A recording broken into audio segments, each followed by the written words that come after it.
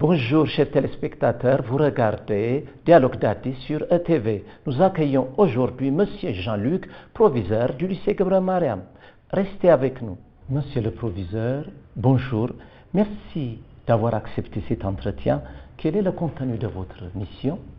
Quel est le contenu de ma mission? Alors, moi je suis nommé depuis déjà 1 an et demi dans cet établissement historique qui a pour but donc d'établir une coopération entre nos deux nations depuis des accords signés en 66, et cette coopération qui permet depuis déjà de nombreuses années et qui a, je pense, proposé à des générations qui se sont succédées de pouvoir disposer d'une formation à la française, si je peux me permettre, et de permettre à l'ensemble des Éthiopiens qui sont scolarisés chez nous, puisque vous savez qu'on a des accords particuliers qui nous permettent donc de scolariser 70% de notre population qui est éthiopienne.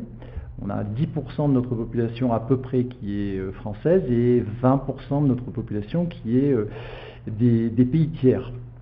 Donc ma mission principale, c'est la transmission du savoir français et le passage des diplômes français et éthiopiens, puisque nous avons un double cursus. Quelle est votre impression générale de notre pays, l'Éthiopie?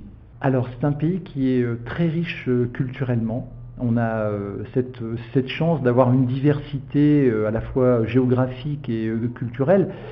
C'est un pays qui a un statut, je pense, très particulier au niveau de l'Afrique. Une indépendance d'une part, et qui, si je peux me permettre, moi j'ai été surpris par les gens, des gens qui sont accueillants, qui ont envie de progresser, qui sont soucieux de l'autre. Et ce partage, c'est quelque chose que l'on ressent au travers de notre établissement. Pouvez-vous nous présenter le lycée Gabriel Mariam en quelques mots? Alors, comment présenter un établissement historique? C'est compliqué. On va dire que c'est un établissement qui est l'établissement le plus important et le plus grand de la zone, puisqu'on a presque 2000 élèves. C'est un établissement qui a un cursus complet permettant donc de scolariser les élèves de la plus petite section jusqu'aux classes de terminale.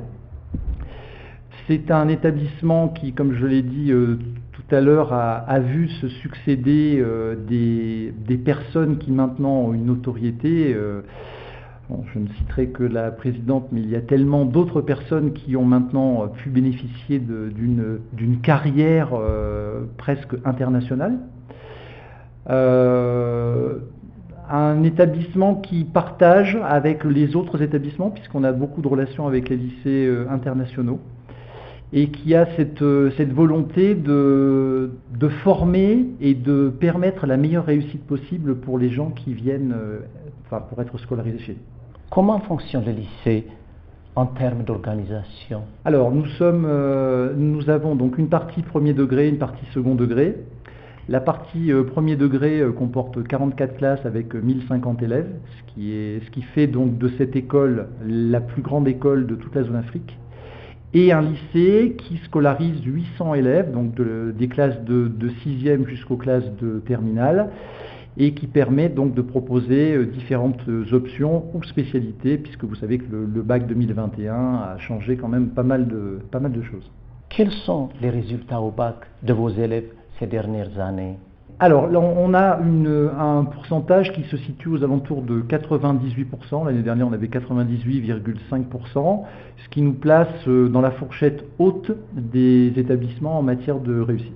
Quels sont vos projets pour l'avenir à l'égard de l'établissement? Alors, nous avons l'année dernière pu ouvrir un nouveau gymnase. C'était une installation qui manquait, puisque vous savez qu'un axe fort de cet établissement, là pour le coup c'est vraiment un point historique, s'appuie sur les pratiques sportives. Alors nous avons un stade qui est magnifique, qui est très grand et qui offrait beaucoup de choses, mais il manquait ces installations intérieures qui permettait de pouvoir réaliser d'autres activités, des activités nouvelles qu'on propose d'ailleurs pour le bac. Normalement, nous devrions avoir à partir du mois de mars un mur d'escalade qui viendra compléter donc cette installation. Ça, on va dire que c'est sur le plan structurel. Nous réfléchissons, nous sommes en train de mettre en place, ça fait déjà plusieurs années, une restructuration au sein de l'établissement qui peut-être se terminera par une remise à jour des locaux. On ne sait pas exactement quand, parce que ça va dépendre aussi des aspects financiers. Un point qui est important que l'on cherche à développer déjà depuis quelques années, c'est tout ce qui est lié au développement d'Internet et à ce qu'on appelle les TIC, techniques d'information et de communication. Dans les autres choses qui sont en voie de développement, c'est ce qu'on appelle les parcours différenciés de langue, c'est-à-dire que dès les classes de maternelle, on a commencé à le faire depuis l'année dernière, les parents ont la possibilité de choisir 2 parcours, soit un parcours qui est plutôt anglophone, ou au contraire un parcours qui est plus amarophone, avec une différenciation des volumes horaires sur chacun des 2 parcours. Monsieur Jean-Luc, quel est le rôle du comité des parents d'élèves ou des représentants dans la communauté éducative de l'établissement? Fondamental, puisqu'on s'appuie sur ce qu'ils, on va dire, leur volonté, leur réflexion. On met en place, donc il y a plusieurs instances qui permettent de travailler avec les parents. Au niveau de l'école primaire, il y a ce qu'on appelle le conseil d'école. Au niveau de l'établissement, il y a le conseil d'établissement. Et au niveau de l'accord qui nous lie donc avec le ministère de l'Éducation éthiopien, il y a ce qu'on appelle un conseil consultatif. À chaque fois, les parents font partie donc de ces 3 instances et nous accompagnent dans les choix, les réflexions et les décisions. Pour ce qui est par contre de la réflexion avec les parents, juste pour information, depuis cette année, nous avons fait le choix avec l'APE, donc l'association des parents d'élèves, de se rencontrer tous les 15 jours pour discuter, travailler et faire évoluer donc le lycée. Que pouvez-vous nous dire des diplômés de l'université d'Addis Abeba du département français concernant leurs compétences linguistiques? Bien sûr, si vous avez des enseignants éthiopiens déjà recrutés. Vous savez pourquoi je soulève cette question? Parce qu'il y a des problèmes à l'université. Alors, nous avons 3 types d'enseignants ici. Nous avons des enseignants qui sont des enseignants locaux. Nous avons des enseignants qui sont détachés du ministère français et donc qui ont un statut de résident. Et vous avez, mais ils sont très rares, des enseignants qui sont expatriés et qui ont un rôle de formateur. Voilà, ça c'est les 3 principaux types de personnel que nous avons. Lorsqu'ils sont recrutés, ils doivent nous fournir bien sûr l'ensemble des diplômes qui sont demandés, qui sont exigés, qui valident la compétence demandée dans le cadre de nos enseignements. Quels sont les différents niveaux de sécurité pris contre la Covid-19 à l'égard du personnel et des élèves?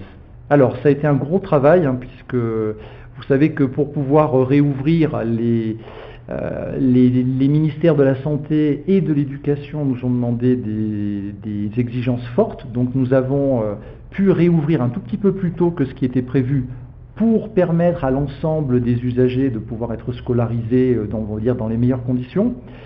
Nous avons, alors je ne sais pas s'il faut qu'on rentre dans le détail, mais je veux dire, comme vous avez pu le voir peut-être, il y a des contrôles température, il y a des aménagements au niveau des classes, on a fait des dédoublements au niveau des classes, notamment dans des classes de maternelle. On a séparé, nous avions des bureaux qui étaient des bureaux double place, on les a remplacés par des bureaux une place. Il y avait des récréations qui étaient groupées, nous avons dédoublé les récréations en différenciant donc les périodes.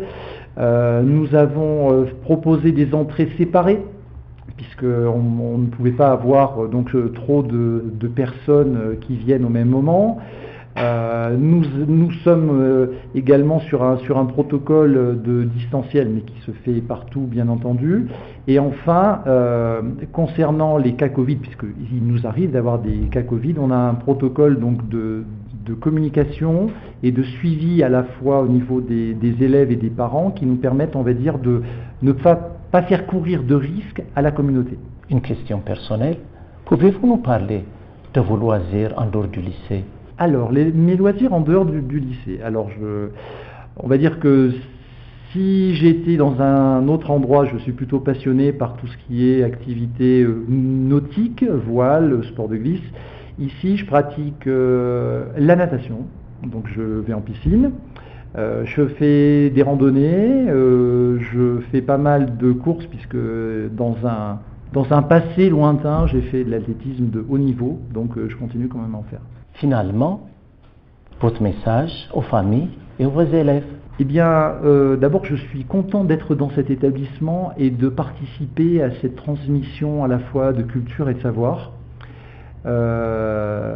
J'espère, et je pense que c'est le cas, donner le meilleur de ce que peut transmettre la France peut-être et notre culture pour le devenir donc de nos parents et de leurs enfants.